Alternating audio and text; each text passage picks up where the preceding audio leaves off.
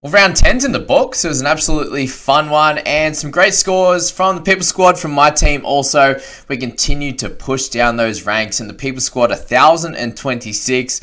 The team that actually benefited from those Tanner Boyd extra set of 7 points there, and we actually lost the Community Cup this week. The Three Blokes and Co got 1,044. So wild that you can score this well, be ranked 719 in the week out of 180,000 teams and still lose your head-to-head. So well done to those guys. We're still very, very happy with our situation. We have 20 trades left and about 60 in the bank, so 2,500 overall now was a massive move, and that was with bringing in Lukey and playing him, and him obviously getting 19 in this one. So obviously welcoming back Grant, Haas, and Madison was great news. Haas with not one of his better scores, same with Grant, but Madison was great in this one. We had Hosking, we had Preston, we had Cleary as captain. So no Hines in the People Squad. Worked out great in this one. Captained the right guy and had good scores across the board. We had Lem and Bird down below, Johnson there, Walshy, Buller, and also Manu at the bottom. And then, as I said, the couple of low ones in Ford and Lukey, but really, overall, it was a great week. We looped Katoa in this one. It could have been him, Host, or Nikarima. All did good work. Hosty makes a little bit of cash. Nikarima makes some good cash now. He's up, 130k from, or close to it from where we got him. Can't remember if it was 230 or 250, but yeah, it was really low, wasn't it? So that was that. Metal Priscilla is our lowest guy now at 305k, which is good news. So we're starting to make some money. Katoa goes up as well. Really, we're in a much better position than we were a couple of weeks ago, and even if we'd made those couple of even better trades, then we'd be absolutely flying. And yeah, I think we're in a good position, guys. And heading into the buy period, those 20 trades is going to be really important. And this week here is going to be an interesting one. Obviously, Miller's going to come straight back in for Lem with Manu going up into the center position. That's going to be cool. We'll have good centers, wing fullbacks there. Half position's awesome. We don't have to worry about losing money with Heinze. Obviously, still not owning Hines means that there will be a week where we don't go as well. Obviously, if Nico goes big and gets 80 or 90, and that kind of hurts us a little bit, but Smithy up there with 52 is good as well.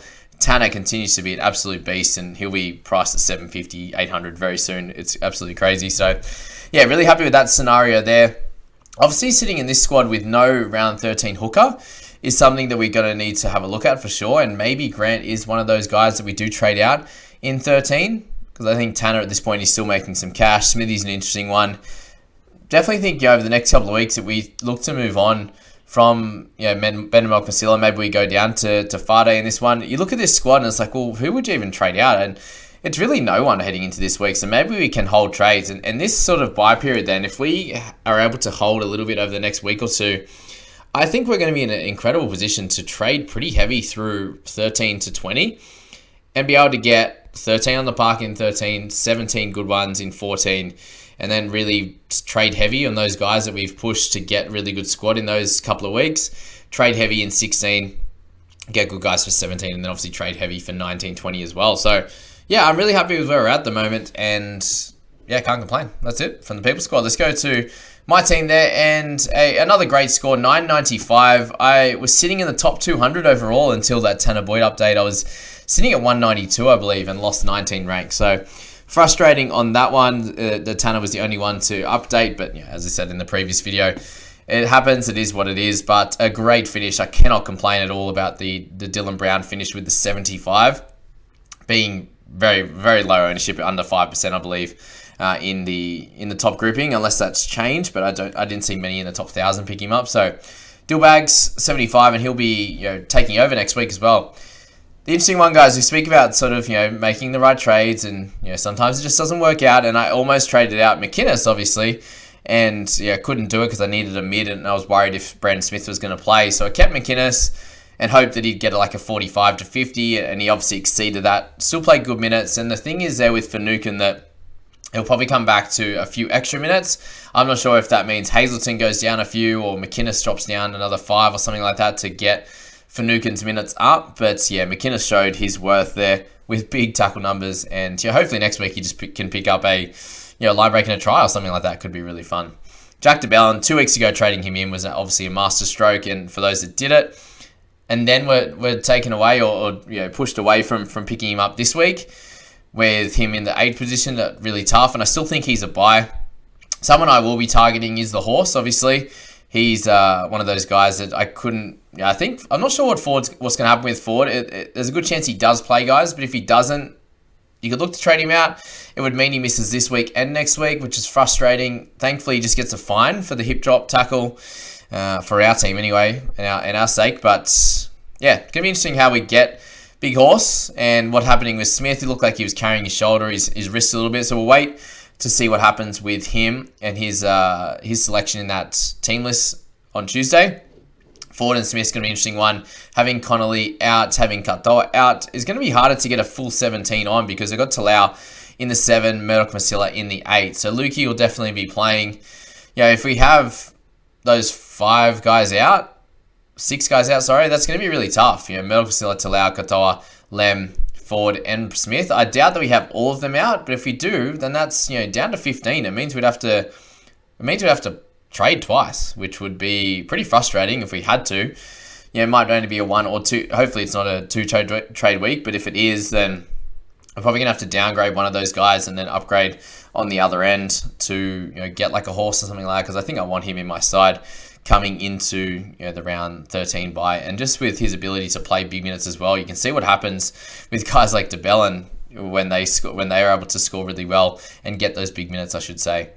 Trent Leora, we're really happy with. We got another sort of 24,000 out of him, about 24,000, something like that, which was great. Nico Hines trading him, it wasn't the best one here, but to still make 150 ranks and 160 ranks in this one, very, very happy. Very, very great signs because you know that he will bounce back. His lowest score before this was a 69, so to get 37 in this one, not ideal at all, but it is what it is. We've got Buller coming in, making good cash. But I think we're up to I got 107 in the bank, 18 trades remaining, sitting there with, I think it's about 13 mil now. I think I had 12.9 plus the 107, so about 13 mil, which is exactly what you want. And then the plan, I know Jason Robson was talking about this in his Mercado for Talking League, that by round 13, you're hoping for around 13 million. And if you did that, by that point, you're in a really good position. So, that involves obviously big money in the halves position there.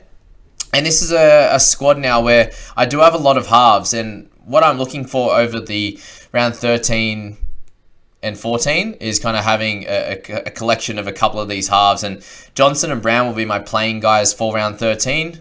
I will be trading out one of Cleary and Hines in round 13, and I'll be able to spread that money across other positions, which is going to be great. I can't wait to be able to do that.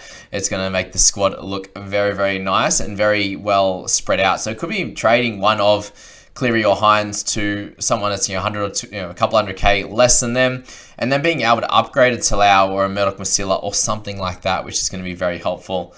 Obviously, Talau, if he's a player that you can slot in, and he's one of your 17 in round 14, if you got a bunch of guys out, or there's injuries, there's suspensions, there's you end up with a bunch of Eels guys or Manly or whoever else out in round 14. So if you have a bunch of those guys out and you have to play like someone like him, it's fine. But if I could trade him or Murdoch Masila out in that week, round 13, that's going to be really, really cool. So something to think about for sure.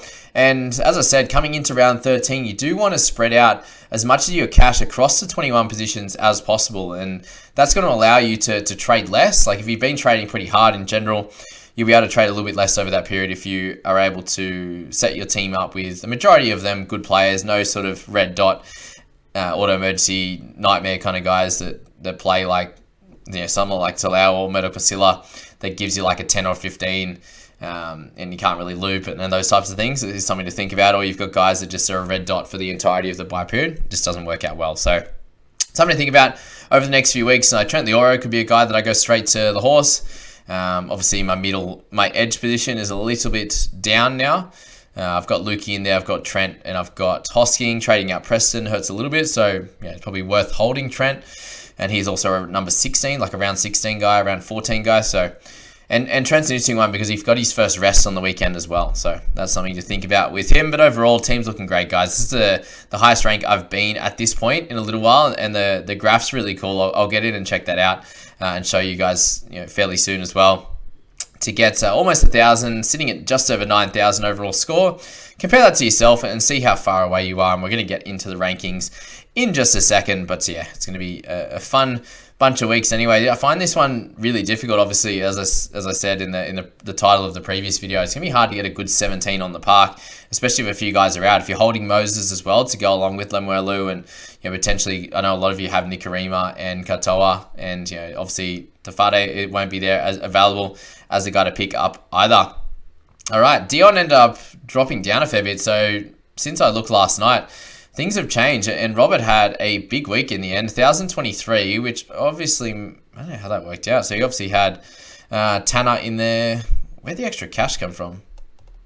Dion was up by was winning as of last night before the update. So you end up updating 25 points, which is wild. So anyway, Rob's 320 points ahead of me, and I'm sitting, at 211 there, which is not that far away, and we'll analyze their team in a sec, but 13.5 million does make it pretty tough for us in there. We got the squad here, in number 5. I actually have a better squad value, which is really cool, and the other guys here, there's 13.6, which is 2 13.6s there. Our good mate of the show, Brenton, who just started with the Talking League boys, so get in there and support Brenton. Is now helping out those guys with their videos. He's a 13.466 and in 13th spot overall. We've got our great man. We have a Jamie in the top 20, which is awesome. Mark, we'll speak about Fantasy Amateur. Mark is in 23rd, and Ryan from our private group is in 24 with a massive week. Last week there of 1,045. Obviously doesn't have Hines, which is really nice, and it doesn't have JDB. But obviously has McInnes, which worked out well, and Tanner as well. So good across the board. Obviously not owning Hines is going to be a winner in this one. So let's go into that number 1 team, and that's the one we have to chase. And I suppose we can have a quick look at top 50 then, because 9,100 is 50th spot, and the leader is 9,321. So between first and 50th is 220 points. So really at 211, I'm not very far at all. Just a tick over 100 points away from 50th. So it wouldn't be very hard to have another good week or two and get to that point. So let's see what a team with 13.5 million in squad value has. And that means they have 200k in the bank, which is scary, that's for sure. All right, so just on first glance, this team looks like they know what they're doing. They've obviously had the Trell, who's been dominating. Team is set up okay for the buys. Bringing in Lane, I think, was a mistake at this point. Also not playing guys like Drinkwater and Buller. I'll end up looping Buller, but is what is on that one there with Miller in that one. So if you're looking at the squad, obviously making a fair bit of cash, holding Tanner Boyd at this point. Lane, as I said, I think was a mistake. But let's look at potential round 13 here. Has Johnson in this one, and won't be able to play Tanner Boyd. So Johnson and Nikarima are kind of the only 2 playing at the moment. So there's 2. Drinky will be number 3 in that one with Miller. 4, Lemuelu 5, which is cool, and Sean Lane 6. I believe that's right. What have we got? Yeah, cool. 1, 2. Let's find that out again. 3, 4. Then I said Johnson 5, Miller 6, and then you've got Bird 7, DeBellin 8, 49 at this point, Madison 10, Robson 11. So unfortunately at the moment, set up pretty good is Robert, and it's going to be tough. Robert has to make some mistakes. And I do think the Lane one originally here in these last few weeks, whenever Rob got Lane, has been a mistake. But when the team value is so high, it shows why it is difficult to catch up. But again, shows what I like. My team is a good example of a team that was sitting at 34,000 in round 2, 25,000 round 3, and then slowly each and every week, apart from one, I think I lost a couple at 50 ranks when I was 700 odd, has slowly and quickly improved into this position now. So it is just a mixture of good trades, and I'm happy with obviously the trades I've been making, and you can do the same, guys. So just a little bit of a pep talk to be able to improve and get to a great spot over the next bunch of weeks there. So that's the first team. And then you've got Dion there with Marshall King, has worked out really well. Horsburgh already, so for feeder in this one, Hines is captain, so was able to get 969. And in this point, I was like, oh yes, I'm making some ground on first place. And then Robert comes out of nowhere and picks up some extra points. And this squad here is a little bit different. Obviously, has Horse, has Jeremy Marshall King, who are good round 13 purchases as well. Hopgood, Johnson, Miller. There's a lot of different guys here, but this team is set up very differently to the one before. You saw that the team before had a very limited amount of these sort of average type of players. Oluwapu obviously has made a little bit now, but he's at 250. And how much cash is he going to make playing off the bench? I doubt it. Sele, he's pretty well done as a cash cow, or close to it. Really, probably has another 30 or 40k at max. unless he happens to score a try or something like that. Sonny Luke is done, and he's gonna start to lose cash. So some interesting decisions need to be made on this bench, and I think that they'll definitely try to make some good ones. But obviously for Feeder, been doing a cracking job, as well as Marshall King in this one and bringing in Horse. So yeah, that's that. And obviously, guys, if you do have Payne Haas, you did miss out on sort of 20 points, 15 points or so there. On a lot of other guys that, mid-range guys that did really well this week, the JDBs, Horsburgh, McInnes, all those guys scored better. And they worked out well for those that don't have Haas in this one. But that'll happen next week where Haas comes out and plays bigger minutes and scores a 70 or so in that one. But yeah, that's a interesting round results there. We'll go into the leagues just quickly before we wrap up this video. So big thank you guys for checking them all out. If you want to get a good knowledge on all the different players that I've been speaking about, as I said, that video at the end of the week after my trade, before the trades there, when we talk about all the teams, I go into analysis on obviously not my squad, but all your squads, and go through the questions, is such an important one there for sure. And so the private group, I'm into third position myself. Matty 6 in number 2, but I had Moses unfortunately, and Ryan's in that first position doing a great job. Shout out to Daniel, who was talking it up a little bit with Preston in that first game, and ended up sneaking away with the win here with Robson's updates and also Dylan Brown going nuts. So that was a big win in the Gargarov, which is a nice, strong competition, guys. There's plenty of good players in that one. 4th in that, 42nd in my own community, 6th in the Ham-to-Head, 3rd in the Rudleys, and 2nd in the Revenge of the Broncos. Just a shout out to we're coming 2nd in the Community Cup for the People Squad as well. We get into the Battle of the Podcast to round this one out. Unfortunately, with that update to Boyd, I end up sneaking back into 4th. So Stuart stays in that spot, is ahead of me by 1, but made a few points on Mark, who got 971. It was still a good score, and he ends up in 23 overall, and is very well set up for the buys, as you guys would have seen watching that video that we did together. Guys, I obviously did my own buy planning video last week, and you really need to check that out. It's got all the targets, and it hasn't really changed at all, and all the good ones, all the medium, all the kind of okay ones. Tafado needs to be added to that list. And then I spoke with Mark, obviously, a few weeks ago as well. So check out those two. They both got the same thumbnail, because I am more focused on doing the videos rather than doing thumbnails, obviously. As you guys know, I've got my mate helping me out a little bit. But yeah, check out those videos. That would be great. Rob in there, I believe Rob is head-to-head player, but absolutely killing it at the moment. 1,024 and ranked 111. See there, guys. 100 ranking points is 48 points. 100 ranks is 48 points, so that's great. Stuart was 1 point ahead and is ranked 207 compared to my 211. And then Scoop ended up weirdly captaining Manu, which we'll speak about in detail, and I'm going to grill him a little bit about it. Rather than going for Cleary, was an interesting selection. Obviously, things didn't work out as much with the wet weather and stuff like that. He held on to Tarps, which was good, but yeah, so we'll speak about that in more detail. He had Boyd, he had Preston, he ended up looping Johnson with his 40 as well. So that was that. Bull ended up getting 46, so he lost 6 points there, but it is what it is. And he's in 267, so he's having a cracker, guys, as well. And then we've got Chris there with his 2 teams. One and 2 there. Eddie with a big one, 1,021. Ross with 1,017. So pretty good scores across the board, up top especially. And you can see, like, it's very hard when you do have that limited in terms of team value and ability to make great trades. It's harder to get up into the high 900s and thousands there.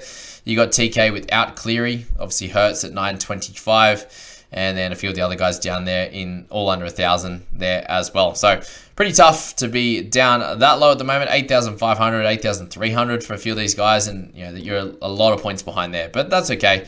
It's still not a ridiculous amount. Even like the 8,500s, you're in the top 10k, so that's fine. Obviously 8,300, you're sitting at 15,600, which hurts a little bit, but yeah, it is what it is. Sometimes you can't get it all right. You get a little bit unlucky, and yeah, there's such a long time to go. We're 10 rounds into a 27 round season, so again, if you, like my team there, you make the correct trades over the next bunch of weeks, you can get into a good spot.